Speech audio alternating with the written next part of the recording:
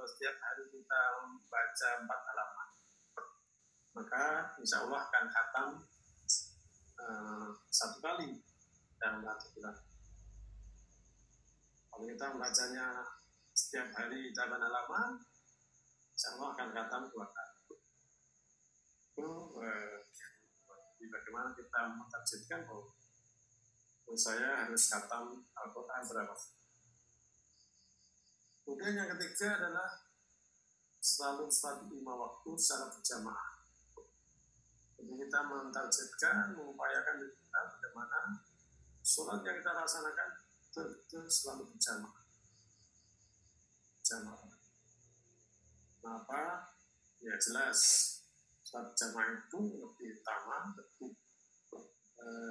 tinggi fadilahnya atau pahalanya sholat sendirian. Dan yang keempat, rutin melakukan sholat sunnah rawatib. Jadi sholat sunnahnya, sholat wajibnya berjamaah, kemudian sholat sunnah rawatib. Dalam hadis kan disebutkan bahwa barang siapa yang sehari semalam sholat sunnah rawatib, maka dia akan dibangunkan oleh Allah surga, dibangunkan rumah di surga, atau dia akan disediakan rumah di surga. Jadi kalau kita mengupayakan bagaimana sholat sunnah rawatib yang 12 itu Allah sudah jadi sarana ahli surga, orang bertakwa. Dan target yang lain adalah ibadah sosial, misalnya. Mulai dari berbagi senyum kepada rekan-rekan kerja, dari di rumah hingga berbuat kepada sesama muslim. Banyak sekali banyak ibadah yang bisa kita lakukan. Kita ke toilet pun bisa ibadah di situ. Misalnya kita datang ke toilet, kemudian toiletnya agak bau, kemudian kita mengisikan waktu sebentar, ya. Membersihkan, kemudian bikin nasi wangi, itu adalah satu ibadah. Jadi setiap kesempatan yang dia peroleh selalu bagaimana menjadi amal soleh. Kemudian berikutnya bagaimana rutin bersedekah setiap hari. Dalam satu riset gitu ya, penelitian yang jalan bahwa ada seorang yang ditugasi untuk jadi mentargetkan orang yang sakaratul maut. Kemudian dia di rumah sakit ditugas untuk mentargetkan orang yang mau sakaratul maut, yang sedang sakaratul maut, sedang kritis. Nah, dari hasil penelitian beliau, orang-orang yang berhasil ditargetkan, berhasil mengucapkan la ilaha illallah, di antara karakternya adalah dia senantiasa sedekah. Setiap hari selalu sedekah.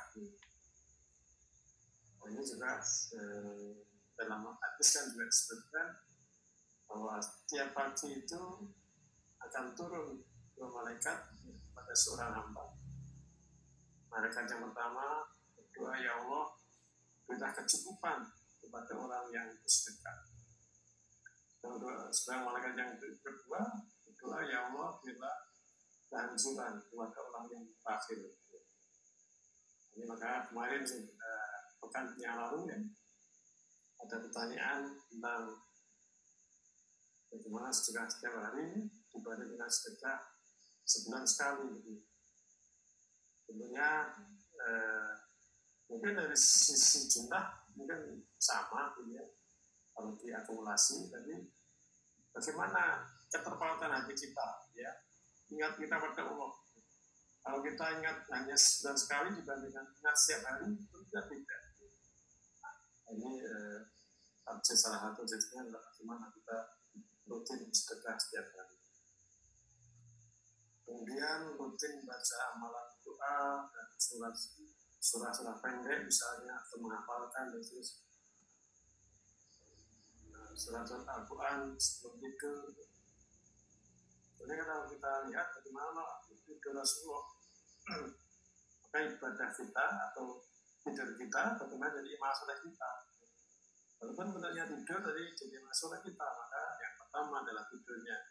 Ya Allah, dengan tidur saya ini jadikanlah sesuatu yang ini biar nanti badan saya fresh, bisa beribadah dengan kok, bisa yang lain dan seterusnya. Sekian niatnya adalah yang dapat itu. Jadi dalam tidurnya pun tidak Rasulullah. Bagaimana Rasulullah tidur? Dua-dua apa saja, posisi apa? Nah itu sehingga walaupun betulnya tidur jadi amal soleh. Itu maka dengan menghafalkan tadi doa dan surah-surah dan sebelum tidur, insya Allah sudah bisa kita amal. Kemudian orang banyak doa selama kapan? Terutama saat berpuasa, ya. Jadi pas saat berpuasa itu kan doa atau waktu-waktu mustajab. Dari Anas bin Malik radhiyallahu anhu bahwa dia berkata bahwasanya Rasulullah SAW bersabda 3 doa yang tidak ditolak, yaitu doa orang tua dan doanya, doa orang yang sedang berpuasa, dan doa seorang musafir. Ini jadi di situ bahwa orang yang sedang berpuasa itu doanya tidak tertolak.